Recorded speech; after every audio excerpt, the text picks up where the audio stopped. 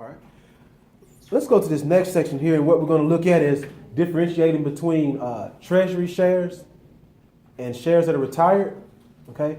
And the biggest thing that I would say, I think that the biggest thing to make sure is that you understand is points number 1 and 2. The difference when they talk about shares can be formally retired and the shares can be called treasury stock. Let's look at that for a second. It's just this chair here. All right. What chapter are we working with? What chapter are we working with? 18. That's all right. That's all right. Chapter 18. We're in the middle of the chapter. We talk about treasury shares and repurchase shares. Yes, ma'am. Sorry, real quick. Are we talking about share buybacks or the last section we were just working on? No. Carry for issuance? Okay, no. Well, we are kind of when we talk about it, but we'll get into it a little bit. But more so, we're going to focus. Your problems are going to focus on the treasury shares and the retired shares. Okay. And the buybacks, we'll kind of talk about that in just a second, okay? When we talk about shares that are formally retired, one thing I always tell you, start comparing and contrasting at this point in your career, okay? So the biggest thing that I want you to get away from this is, number 1, shares that are retired are going to reduce equity and cash, or equity and assets, if you could say. Retired shares reduce equity and cash. As a matter of fact, it makes it look as if the shares were never issued. Okay, which is kind of going to a point I'm going to make in just a second.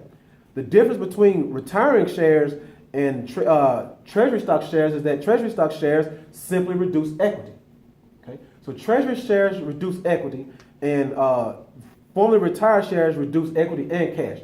Like I said, there was a guy the first semester I was here, and when we did treasury stock, he debited common stock. The problem is that when he debited common stock, as you'll see in a second, that indicates that the shares were retired as if they were never issued. So kind of keep that in mind, okay? Now, this first paragraph is pretty loaded, so I'll go through it little sentence by sentence. You see the part, shares formerly retired or viewed as treasury stock? Shares formerly retired or viewed as treasury stock, okay? Basically saying when you retire the shares, it's just, underline that word, as if the shares have never been issued. Okay? It's just like they've never been issued. They're put back on the shelf. Remember, I have the 3 categories of shares are authorized. What else? Authorized, issued, and outstanding. Okay? Authorized, issued, and outstanding. We didn't go into a lot here. That's kind of in the first part, but that's kind of coming back from your principles exam. Shares are authorized, issued, and outstanding. When you retire a stock, it is just like it was never issued. Okay. Now let's look at it a little bit more. When you retire the stock, that underline what I just said here. This is kind of what I was pointing to earlier. The effect is to decrease the cash and the shareholders' equity. So basically, the whole company decreases a little bit. Okay. That's not going to happen when you see treasury stock. Okay. Only for retired shares you're going to reduce the assets and the actual equity amount because you're acting as if it never ever was issued. Okay. Now let's differentiate between treasury stock. Treasury stock, we pretty much are going to use the same things we did, except when we take the shares off the market, that means that they're going to be called treasury stock. Just like if a person gets married, if a lady gets married, the name changes, but it's still the same person, but now it's just a new name. You don't look any different, you don't whatever any different, it's just a new name, okay? So treasury shares, when you take them off the market, that's what you do. Remember one thing about it. Treasury share, when you have treasury shares, they don't have voting rights, but more importantly for you, they do not receive dividends. It's your company, right? I own the stock. You get the stock back. Can you truly pay yourself dividends?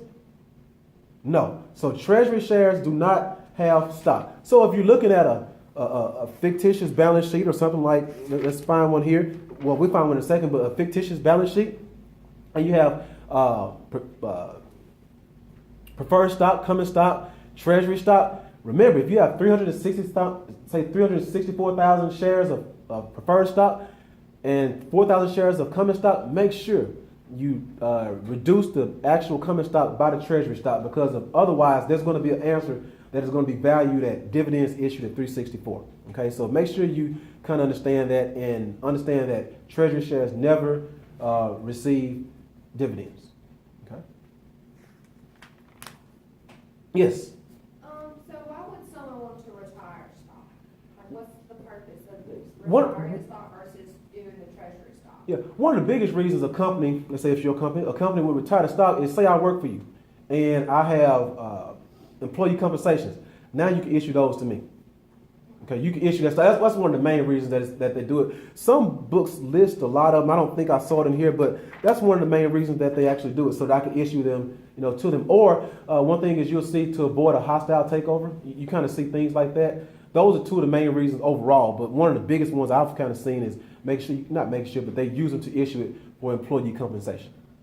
So would companies rather retire stock versus like non-retiring it? And then- That I can't say, but one thing you will see in here is that the treasury stock concept is not used as frequently. You'll actually see that in this chapter. Let me see, somewhere in here they talk about that, but that's one of the biggest things you will see is that they mostly retire them. So treasury stock is not as big, treasury stock is not as big, but retired stock is more prevalent in today's time. They actually talked about that somewhere in here briefly, like it was like 1 or 2 It cents. also makes the value of the stock price go up usually. When the treasury stock, yes, that's correct.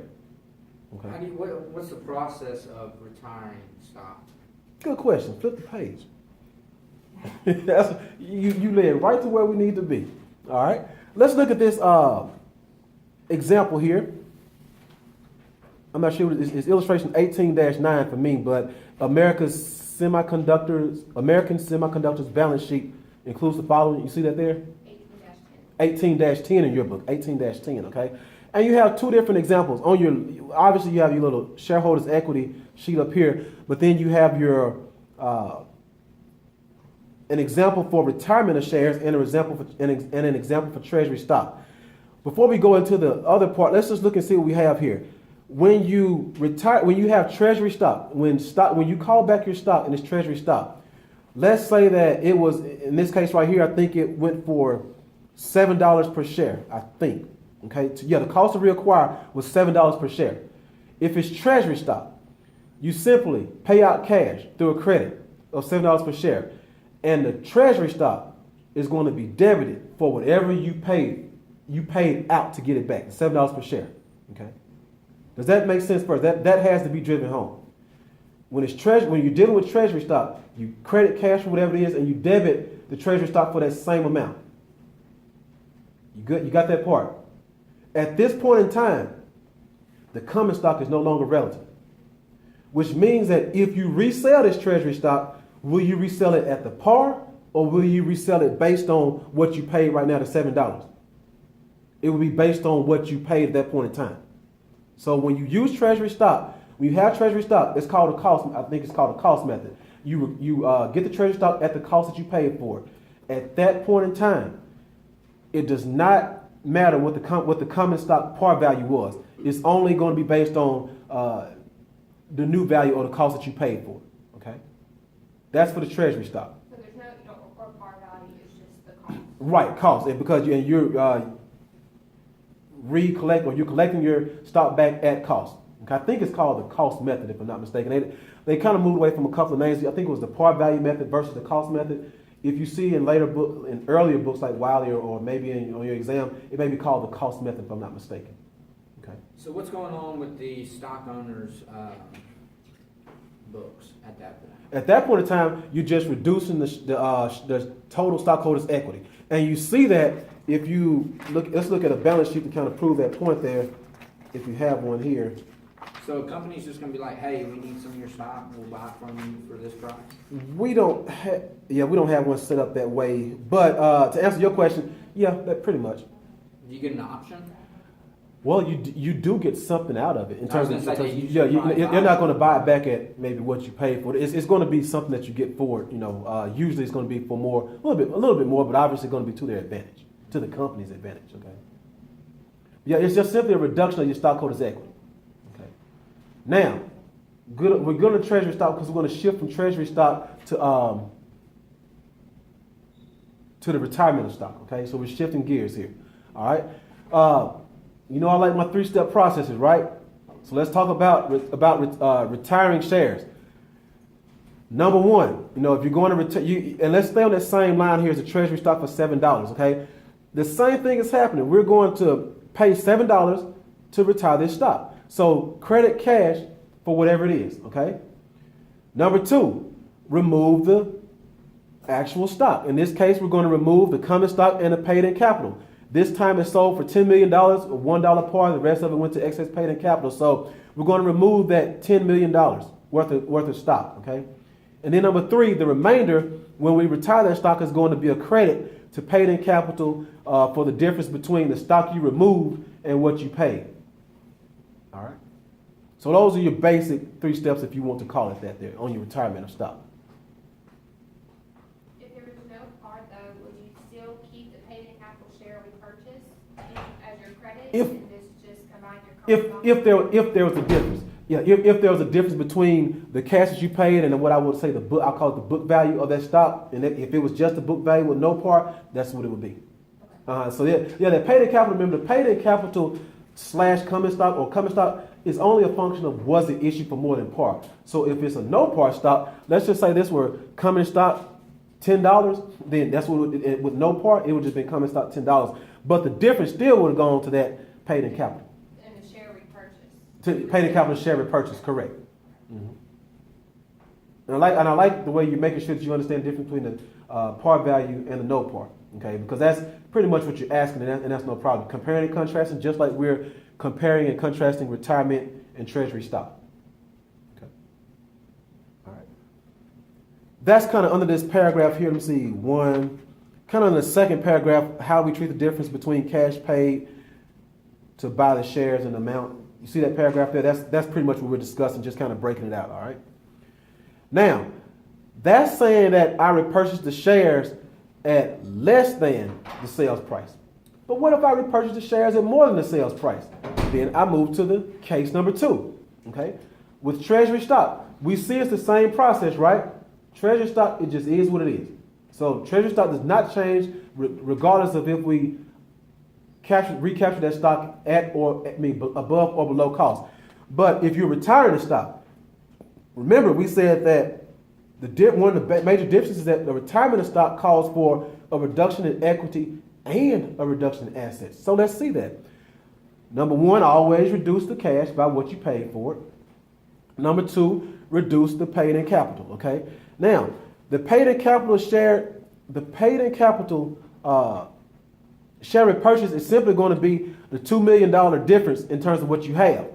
The $2 million credit balance in what you have. Okay, I should say it that way because difference is going to be used a term later. So you credit your cash for what you have, and you debit your common stock at the book value. The $2 million credit balance is what you have right there, and the remaining or everything else is going to come from the retained earnings. Okay, simply a return of what the owners actually had.